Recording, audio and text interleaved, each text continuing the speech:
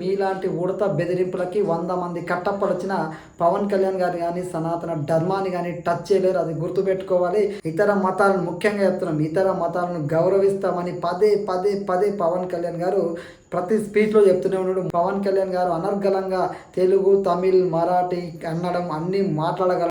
Hello, నమస్తే, this is Anjaneyulu. ఈరోజు topic వచ్చేసి పవన్ కళ్యాణ్ గారి పైన కట్టప్పని అయితే తీవ్రమైన విమర్శలు చేసిండు.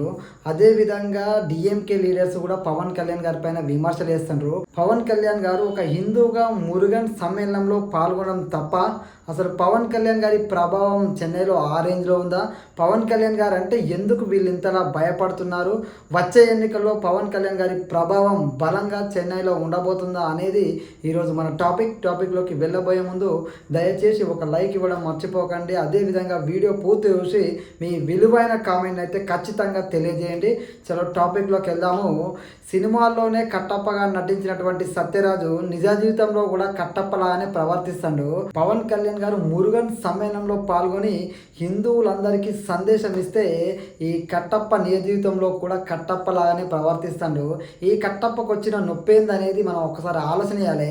ఇదే కట్టప్ప మరి అదే చెన్నైలో స్టాలిన్ కొడుకు ఉదయనిధి స్టాలిన్ సనాతన ధర్మాన్ని, డెంగ్యూ, మలేరియాని పోల్చి సనాతన ధర్మాన్ని అంతం చేస్తా అన్నప్పుడు ఎందుకు మాట్లాడలేదు ఈ కట్టప్ప?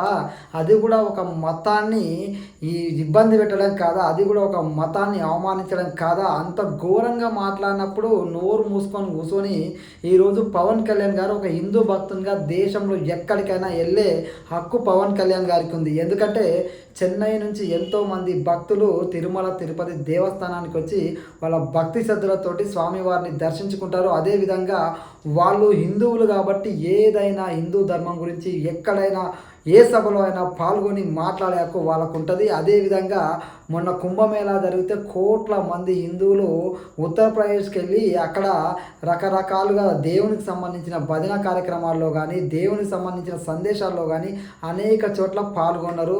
అదేవిధంగా ప్రతి చోట అయోధ్య రామ మందిరం కట్టినప్పుడు కానీ దేశంలో ఎక్కడ హిందువుల యొక్క సాంప్రదాయాలకు అనుగుణంగా హిందూ భక్తులు వెళ్తారు, మాట్లాడతారు, వాళ్ళు ఏదైనా చర్చించే హక్కు వాళ్ళకుంది. సత్యరాజు నీకు వచ్చిన నొప్పి ఏందనేది నువ్వు ఒక్కసారి ఆలోచన చేసుకో. పవన్ కళ్యాణ్ గారు చెన్నై గడ్డ మీద ఒక మురుగన్ భక్తునిగా వచ్చి హిందువులందరికీ సందేశం ఇస్తే నీకు కలిగిన నొప్పి ఏందో ఆలోచన చేసుకో. సినిమాల్లోనే కట్టప్పలా అనుకుంటే నువ్వు నిజ జీవితంలో కూడా కట్టప్పలాగా ప్రవర్తిస్తున్నావు. అది తెలుసుకొని మాట్లాడు. అదేవిధంగా డిఎంకే లీడర్లు కూడా పవన్ కళ్యాణ్ గారి మీద తెగ విమర్శలు చేస్తారు. ఎందుకంటే ఖచ్చితంగా హిందువుల్లో చైతన్యం దేశవ్యాప్తంగా వచ్చింది కాబట్టి రానున్న ఎన్నికల్లో ముఖ్యంగా చెన్నైలో వచ్చే సంవత్సరము ఎన్నికలు జరగబోతున్నాయి కాబట్టి ఈ చెన్నైలో ఎన్నికలు జరగబోతుంటే ఒకవైపు ఏఐడిఎంకే, మరొక వైపు విజయ్ పార్టీ పెట్టిన టీవీకే, బీజేపీ, ఈ 3 పార్టీల బలంగా జనాల్లోకి వెళ్ళబోతున్నాయి. అదేవిధంగా ఎంకే స్టాలిన్ కొడుకు ఏదైతే ఉదయనిధి స్టాలిన్ సనాతన ధర్మాన్ని కించపరుస్తూ మాట్లాడిండో, డెంగ్యూ, మలేరియాని మాట్లాడిండో, తమిళనాడులో ఉన్న హిందువులందరూ ఆలోచనలో పడ్డారు. ఖచ్చితంగా ఆలోచించారు.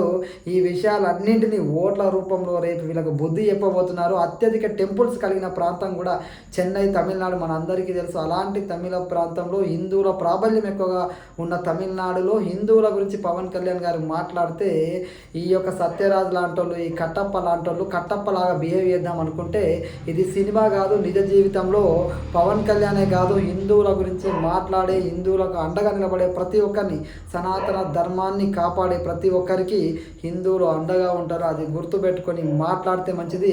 ఖచ్చితంగా పవన్ కళ్యాణ్ గారు తమిళ్లో మాట్లాడి అక్కడ ప్రజలను చైతన్యం చేస్తుండు కాబట్టి, అక్కడ హిందువులను కూడా ఆలోచింపజేస్తుండు కాబట్టి పవన్ కళ్యాణ్ గారు అనర్గళంగా తెలుగు, తమిళ్, మరాఠీ, కన్నడం అన్నీ మాట్లాడగలడు కాబట్టి ఖచ్చితంగా వీళ్ళకు ప్రాబ్లం అవుతుంది. ముఖ్యంగా తమిళ్లో ఆయన మాట్లాడి ఆయన కన్వర్జేషన్ చేసే విధానం కానీ, ఆయన స్పష్టంగా ఇతర మతాలను గౌరవిస్తూ తన మతాన్ని ప్రేమించే విధానం కానీ ఖచ్చితంగా అక్కడ ప్రజలను ఆలోచింపజేస్తుంది. కాబట్టి ఈ కట్టప్ప లాంటి వాళ్ళు ఇంకా ముందు చాలా మంది వస్తారు. ఎంతమంది కట్టప్పలు వచ్చినా పవన్ కళ్యాణ్ అనే వ్యక్తి దేశవ్యాప్తంగా సనాతన ధర్మం గురించి మాట్లాడతాడు.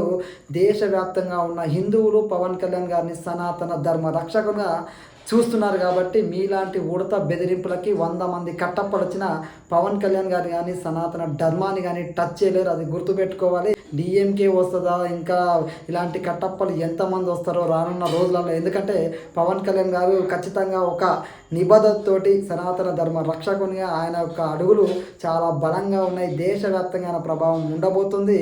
ఇతర మతాలను ముఖ్యంగా చెప్తున్నాం, ఇతర మతాలను గౌరవిస్తామని పదే పదే పదే పవన్ కళ్యాణ్ గారు ప్రతి స్పీచ్లో చెప్తూనే ఉన్నాడు. మొన్న కూడా మురుగన్ సమ్మేళనంలో క్రిస్టియన్స్ని గౌరవిస్తాము, ముస్లిమ్స్ని గౌరవిస్తాము, తన మతాన్ని ప్రేమిస్తా అని స్పష్టంగా చెప్పిండు. సెక్యులరిజం ముసుగులో కేవలం హిందూ ధర్మం మీద దాడి చేస్తే ఊరుకోనని కూడా పవన్ కళ్యాణ్ గారు క్లియర్ కట్గా చెప్పిండు. కాబట్టి కట్టప్ప లాంటి వాళ్ళకి మరి సనాతన ధర్మం మీద ఎలాంటి ప్రేమ ఉంది, సనాతన ధర్మం మీద ఎలాంటి ద్వేషం ఉందో ఆయన మాటల్లో కనబడుతుంది.